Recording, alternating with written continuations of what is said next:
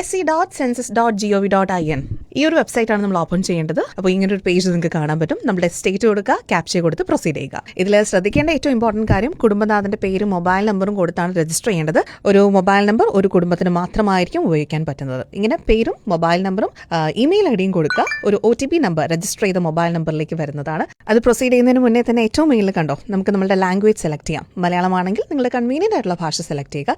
Once നമ്മൾ select ചെയ്ത് കഴിഞ്ഞാൽ പിന്നെ അത് ചേഞ്ച് ചെയ്യാൻ പറ്റുന്നതല്ല കേട്ടോ. അതും കൂടി ശ്രദ്ധിക്കുക. പ്രൊസീഡ് ചെയ്യുക. നെക്സ്റ്റ് സ്റ്റെപ്പ് കണ്ടല്ലോ, ഓൾറെഡി നമ്മൾ നമ്മുടെ സ്റ്റേറ്റ് കൊടുത്തു കഴിഞ്ഞു. ഇനി അവർക്ക് ജില്ല അറിയണം, പിൻകോഡ് അറിയണം, അതിൻ്റെ കൂട്ടത്തിൽ തന്നെ വില്ലേജും അറിയണം. സോ ആ ഒരു ഡീറ്റെയിൽസും കൂടി കൊടുക്കുക. ഇനിയാണ് എനിക്ക് തോന്നിയതിൽ വെച്ച് കുറച്ച് ബുദ്ധിമുട്ടുള്ള ഏരിയ വരുന്നത്. അതായത് നമ്മളുടെ വീട് എവിടെയാണെന്നുള്ളത് ഈ ഒരു മാപ്പിലെ നമ്മൾ കണ്ടുപിടിച്ച് കൊടുക്കണം. എനിക്ക് കുറച്ചധികം ബുദ്ധിമുട്ടായിരുന്നു. എന്നാൽ പോലും നമുക്ക് അറിയാൻ പറ്റും. കുറച്ച് സമയം എടുത്തിട്ടാണെങ്കിൽ പോലും നമ്മുടെ ലൊക്കേഷൻ ഇവർക്ക് കൊടുക്കേണ്ടതാണ്. അങ്ങനെ വീട് കണ്ടുപിടിച്ച് കഴിഞ്ഞാൽ നമ്മുടെ സ്ഥലം സ്ഥിരീകരിക്കാം. നെക്സ്റ്റ് ഈ ഒരു കുഞ്ഞ് ടാബ് വരും, അതിൽ വേണമെന്ന് സെലക്ട് ചെയ്ത് കൊടുക്കാം. ഇനിയാണ് നമ്മുടെ വീടുമായി റിലേറ്റ് ചെയ്തിട്ടുള്ള ചോദ്യങ്ങൾക്ക് ഉത്തരം കൊടുക്കേണ്ടത്. 33 ചോദ്യങ്ങളുണ്ട്. കൃത്യമായിട്ടും സത്യസന്ധമായിട്ടുള്ള ഉത്തരങ്ങളാണ് വേണ്ടത്. ശ്രദ്ധിക്കേണ്ട കാര്യം, ഒരിക്കൽ കൊടുത്തു കഴിഞ്ഞാൽ പിന്നെ അത് ചേഞ്ച് ചെയ്യാൻ പറ്റുന്നതല്ല. അതുകൊണ്ട് കൃത്യമായിട്ടുള്ള ഉത്തരം ആലോചനയ്ക്ക് ശേഷം മാത്രം കൊടുക്കുക കേട്ടോ.